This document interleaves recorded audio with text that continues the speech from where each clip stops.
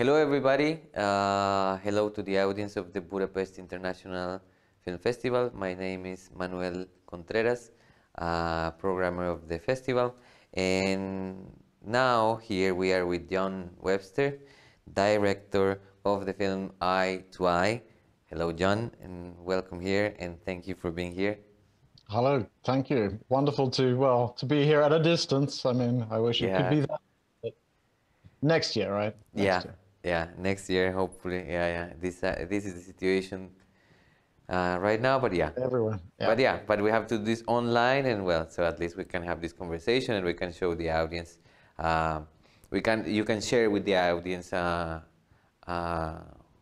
what you made and talk about the film. Sure. So, Eye to Eye, it's to put it simply, it's a film about the process of restorative justice in Finland, and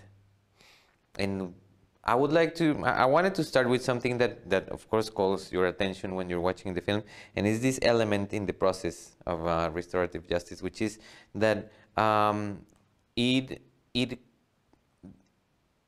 happens only if they feel remorse. That's what they say. Only if the perpetrator feels remorse is when the process can start. Can you tell us a little bit more about this, about the chain of events that lead to the process to work, to start, to like, okay, how is it that there is a case that to which a process of restorative process might fit, and how does it go? Sure. So this method of restorative justice, it was introduced in Finland, I think in 2016. And I became aware of it at the end of 2016, and like 2017, I started making the film. And so the process is that you have two what's called facilitators. So they are trained psychologists who run the program. And as you mentioned, so under certain conditions, it can be beneficial for the family members of victims of violent crime, so in most cases it means murder, to meet the perpetrator. And those conditions are, number one, that the perpetrator, that the murderer feels remorse. But how to gauge that, and how to gauge whether that remorse is there? So that's the job of the facilitators. So they do a lot of background interviews with both sides, and gauging whether the meeting actually can be beneficial. We can go into it also like, okay, how is it beneficial for the family members? But so the process is that they do a lot of background interviews, and only if they judge that it is beneficial for the family members does the meeting take place. So it's very strictly controlled in the sense that it's always with the thought of the benefit of the family members. Whether like who starts the initiative, who takes the initiative. When this program started here, it was the perpetrators who often took the initiative to ask if this meeting could take place. But now, since the project has been established, and actually since the film came out in Finland, it's when the family members of other cases, they've seen the benefits. Now it's sort of, I think, quite equal. Sometimes it's the family members who ask the organization, okay, could we set up a meeting or not? And then that's where the process starts. Yeah. And what's the background of this process? Where does it come from? Did it originate in Finland? Who came up with the idea of having this as part of the penal system in Finland? Now, I have to say that I don't know that so well. I mean, I know there's similar systems in Germany, the UK, the US, Norway, I think as well. My focus was more on the family members and like what it was for, and what was striking for me is something like, and I hadn't thought of before I started this project, is that for the family members of violent crime, the process of mourning is postponed, like this, that sorrow process. So like for, you know, for us who lose somebody through death, usually that process of mourning, it's a process of healing really, starts usually after the funeral. That's when there is enough peace, that's where there's like resolution, you can start then. But in these cases of violent crime and murder, first there's the police investigation, then there's the first level of the courts, then there's like maybe a year or two in between, and then there's like the next level of the course, and all the time there's the media attention, the screaming out of the headlines. And so it can be, you know, like 4 or 5 years until that the perpetrator is jailed, and then finally there is some peace. And in theory, that's when you could start the process of mourning. But that's a long period. It's a long period to have those you know, wounds opened all the time. So most people learn to like live without doing that process of sorrow. You know, there's other things. There's the kids, there's family, there's job, there's like other things in daily life, and you don't have that peace, so you put it away. And what happens when you don't process something like this, something such a traumatic event, is that eventually it does come out, and it comes out in forms such as depression, suicidal thoughts, inability to work. So this is the idea of this meeting of the restorative justice process is to unlock that process. It's been locked away for years. With this careful mediation, it's unlocked. And it starts with the perpetrator asking for forgiveness. And all the family members say, you know, is that why the meeting is there is that it's not enough to get a letter. It's not enough to like hear about it. They want to look into the perpetrator's eyes when he or she asks for forgiveness to see if they really mean it. And hence the name of the film, Eye to Eye, and also very much why we shot the film in the way we did. So the process starts from there. And then there can be other things that's beneficial for the meeting. There could be like some questions that have not given peace to the family members. The most common one is why? Why their loved one? Why like this? But then there's also, you know, there are others that can be particulars. They're like, you know, details. Often the family members want to know details, because it's those details, you know, the truth about the event, that actually in many cases, the truth, however awful, actually gives resolution and gives peace. Yes. And has there been any open discussion as for the benefits of this process, or a discussion about how good it might be, or is it or not? Well, the results are extremely positive. Certainly here in Finland, I think several studies are actually on the way, you know, are being done at the moment. But I know from also personal experience that in the cases and other cases that I followed but did not end up in the film, is that for both sides, it was always a good experience. Also for the perpetrators. I mean, people have asked me like, well, why did the perpetrators do that? because they don't get any like benefit for their prison sentence. The prison sentence is not reduced, or, you know, it doesn't count towards anything.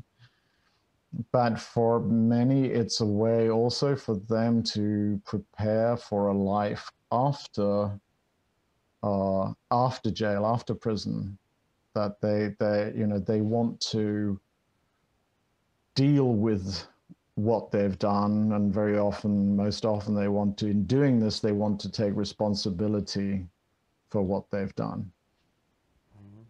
So I mean, I've been in cases where, you know, and I know of cases where, but it's unusual, but, you know, both sides hug at the end. And every time I've witnessed, you know, for the family members, it's an incredible release. You know, the years and years of like locked away emotions, and to be able to get it and start that process of sorrow. And I think, you know, I always think like the things that I've learned from this is that mourning, that sorrow it's a good thing. It's actually, you know, it's our way of dealing with loss. I think everybody has experienced loss in some way, and, you know, whether it's, you know, loss of a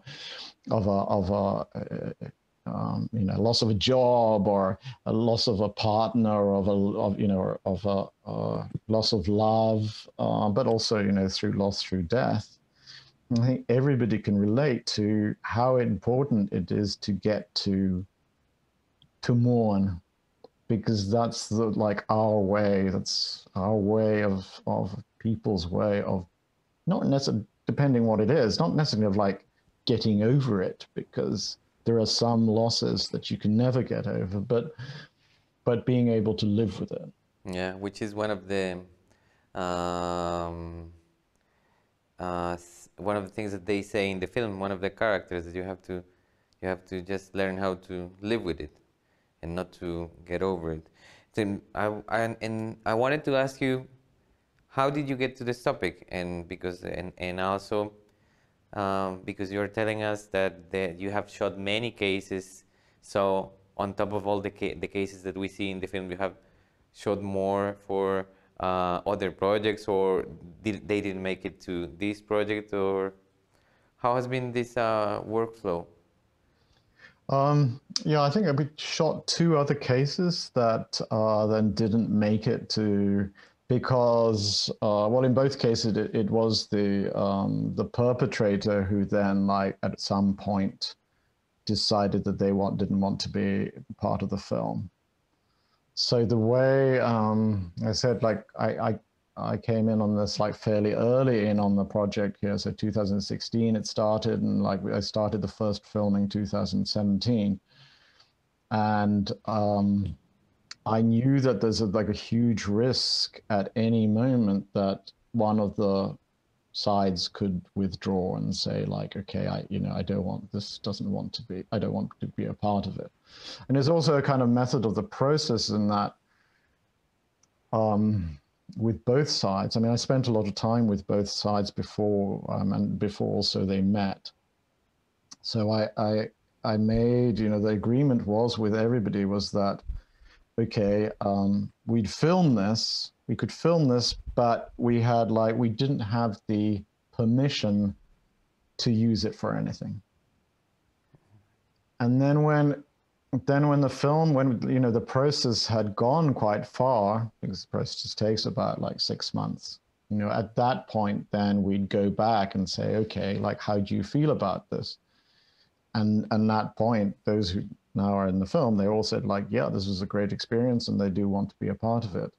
And then the third stage was that we went back to everybody once we'd cut the film and showed it to everybody, and then got the final approval for it.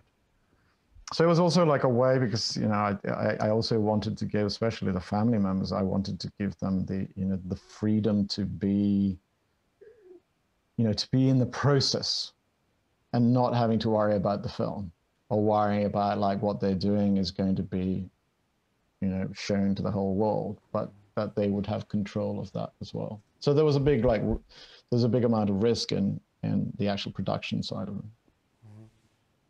And for how long were you filming? I filmed for about, I think it was about a year and a half, maybe.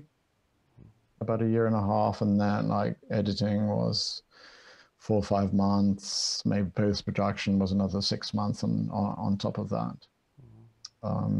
The actual meetings we filmed, the way we did the meetings is that we built this, we built kind of this wall behind both of them, and there was a little slot for the camera.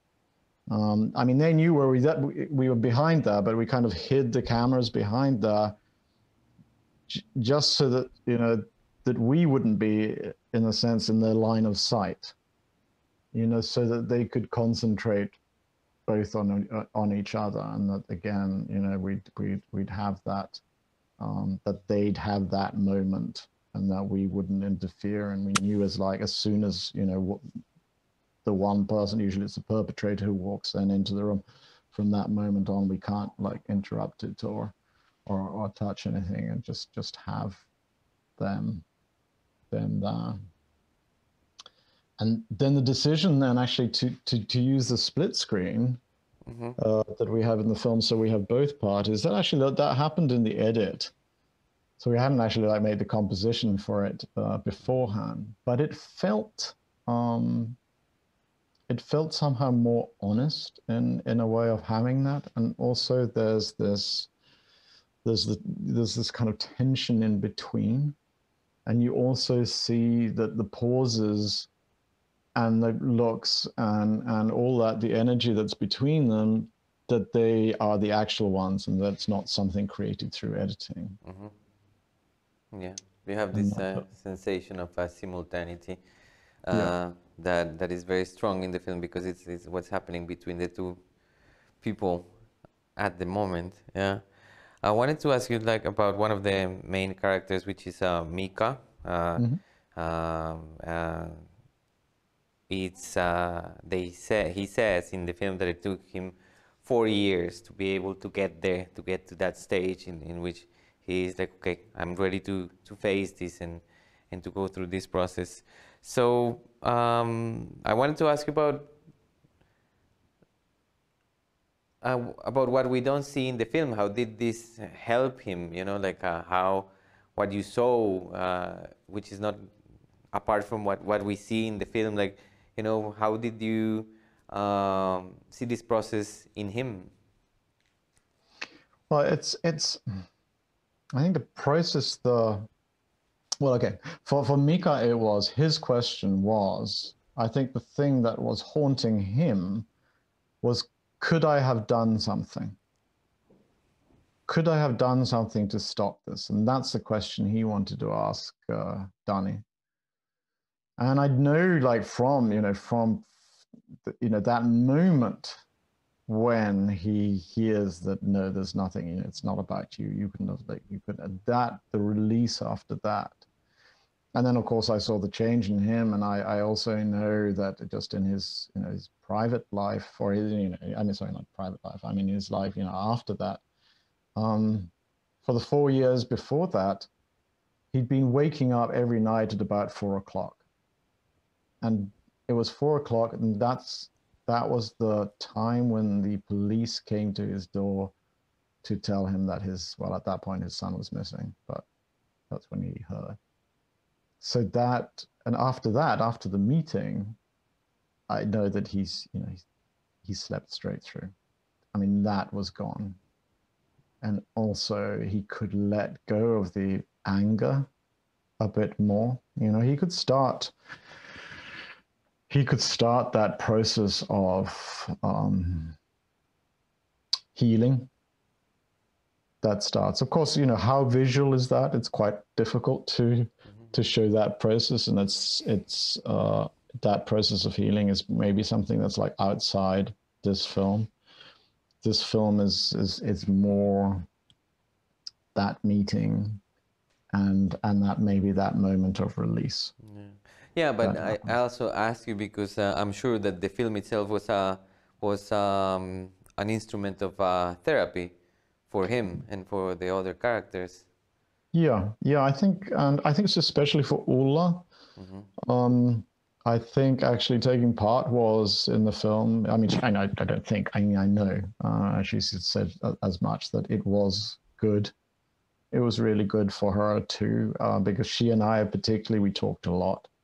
On our first meeting, well, the first meeting, I sort of misunderstood. I thought, okay, you know, we'll actually film us talking. And she was like, she still had her overcoat on, and she came in and it was like, you know, I don't know what I'm doing here. I don't know like why I'm here. I'd got nothing to really to say to you. Like, you know, and she kept, then we just sat down and we started talking, and like, we were there for like 1.5, 2 hours. She still had her overcoat on the whole time, you know, but we talked about sorrow and loss. The reason why I felt that I had, you know, as a filmmaker, you think that like, okay, is this a subject that I have, you know, what can I bring to this subject too? Because I think documentary filmmaking is very much, I believe very much in that you get as much from your main character as you've prepared to give of yourself.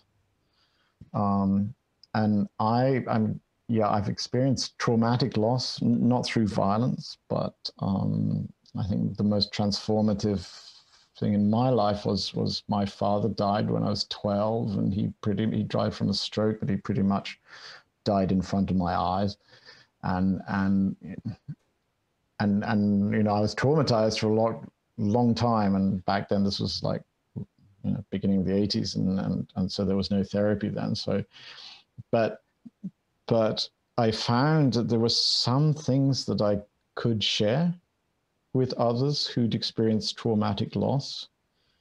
I think the one overriding one was this knowledge that the world as you know it can change with one phone call. The things that you think are permanent and things that your worst expectations, they can happen. And that puts a certain, you know, it puts a certain color on life. But it can also be a positive thing. I think, you know, once you get that far, and I mean, for me at least, you can also say, well, okay, well, it helps one focus on what one has, because one knows. But there was like things like that I felt that one had. And so like she hadn't actually, in 13 years, she'd never spoken about it to anybody. And we have to put this into the Finnish context because, you know, I mean, Finns don't. And when her oldest daughter died, they had small kids. And so there was so much going on in the family. And the family wanted to do, the way they wanted to deal with it is that like, they just didn't want to bring it up, because every time somebody tried to bring it up, you know, it opened up all these wounds. And so for 13 years, they learned to live without talking about this.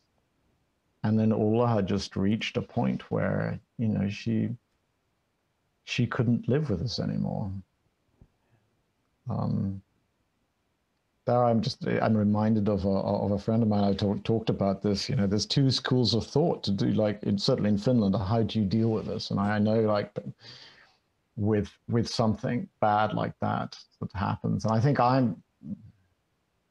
maybe it's a Finnish thing, but you know, it's a little bit like, you know, you let the sediments go to the bottom of the sea, you know, and you let all those bad things sink to the bottom of the sea, and then the water clears, you know, and then you just don't touch that stuff that's at the bottom, because you'll just stir it all up. And I think it's a Finnish thing. So that's one way of to go through life and to deal with these things. And I think a friend of mine said, well, okay, yeah, I mean, that's one way. And you could do that as long as you can live with knowing that stuff's just down there, and then it could be stirred up. And I think, you know, for Ulla, it's just, you know, she knew that it's there, and she had to deal with it and had to face it. Yeah. And that you have a very good moment in the film, which is when, in this case, the parents of the victims get together towards the end of the film. And it is a turning point in the film since the therapy turns into how to deal with the guilt of the parents. You know, it was like a unforeseen step in the whole process, and then they get there and they have to recognize this other element that they as the way I saw it is that they didn't take it into account, as if it's something that doesn't exist. You know, that there is the crime and everything, and then there is the guilt, and they have to deal with the guilt. Yeah, certainly. Like I said before, like Mika's guilt, he had a guilt, yeah. but also I know that Ulla had guilt. Yeah. I think with loss and death, very often guilt is a big thing. I mean, even if it's not traumatic loss, but it can be like, oh, I wish I should have regret things that you should have done. But for them, that was a big release because finally that perpetrator had a face. That's what Ulla says too.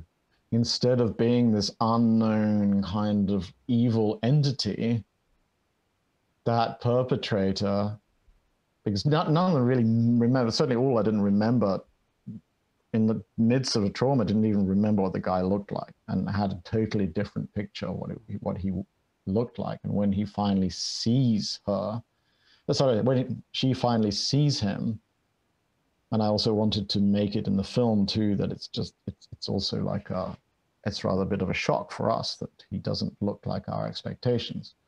But when he has a face and that he's a human being, you know, she can direct all those feelings, and it becomes concrete rather than abstract. She can place those feelings, or she can also place the blame more exactly and more concretely on him rather than somebody else. And that's, I think, again, one of the big benefits from this face-to-face meeting. Yeah. Or to place it on herself, right? With this, to place all this on herself, all those feelings on herself, by feeling guilty for. Yeah, I mean, up until then, it had nowhere to go. It didn't have an address. Yeah. Because this, you know, the murder, she didn't remember him. She didn't all she remembered, all she had was like the mental picture in her mind, and so it had nowhere to go. But once it's a person, knows that person. And for Ulla, it was very much part of the process. Her part was also she wanted to understand. Her question was the why. And she really wanted to understand him as a person. And she wanted to understand that the crime was not, you know, it wasn't a hate crime towards her daughter, but it was like because of him and who he was. Yeah. And again, it's like it's an address. It can be directed. Yeah. I wanted to ask you: is there are there any plans for this program? Steps that are being foreseen for this program in Finland? Ultimate goals for this program? What they want the program to develop in the future? Is there such a discussion? Yeah, I'm really pleased to say. I mean, of course, I'm still in touch with everybody, and I know that the restorative justice program has now, you know, it was going to be a 3-year project, but now it's an established project. They have their money. Also, the organization for the victims' families are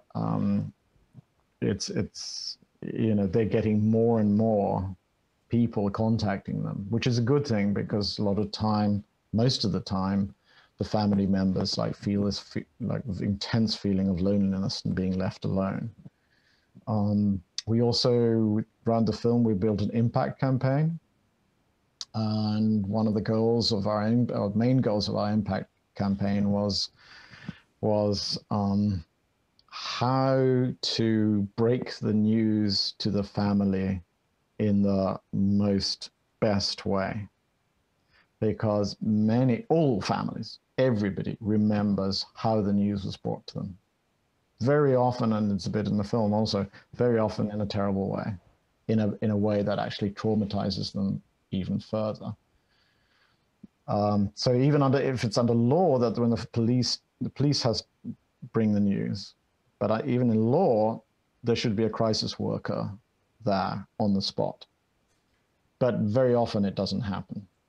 So part of our INCAP campaign, it doesn't happen because there's no communication between the crisis workers and the police and everybody else in certain regions. So the impact campaign that we did was to get those crisis workers and the police together, and just like, well, we showed the film, and then it was just like, you know, oh, okay, so like at 3 o'clock in the morning, I should call you. Yeah, okay. And if you don't get a hold of me, then, you know, call him or call her. And so just a very concrete thing of making sure that, and of course, that there was also some family members that talk about their experiences. So like we workshopped how, you know, how the message should be delivered, you know, what are the steps that the family members need, and so that it could in some way at least make the trauma less acute.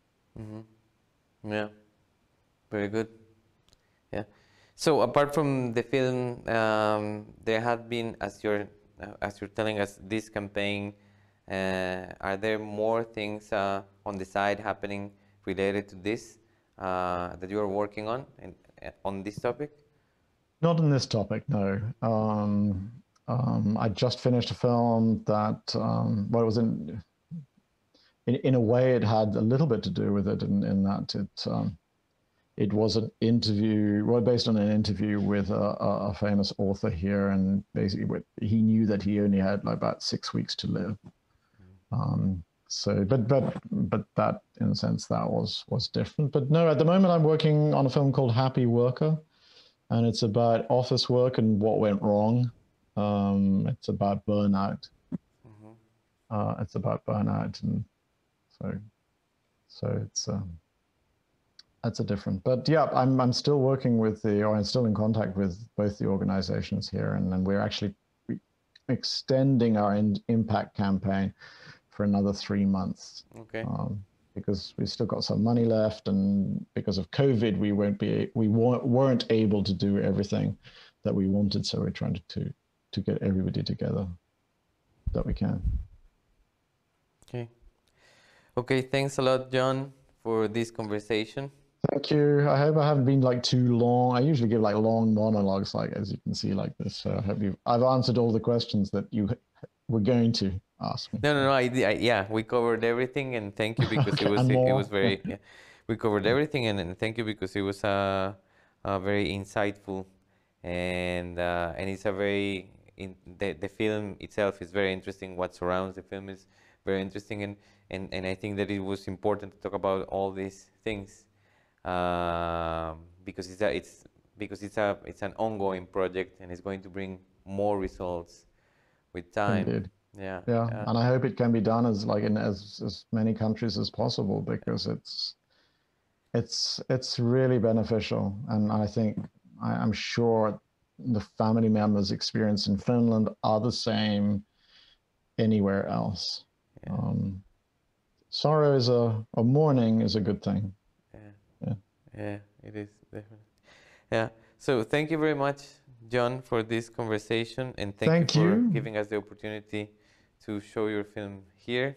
I'm really happy. I'm really happy for it. And I know that you postponed things and everything, but anyway, I hope you have a really good festival. Thanks a lot.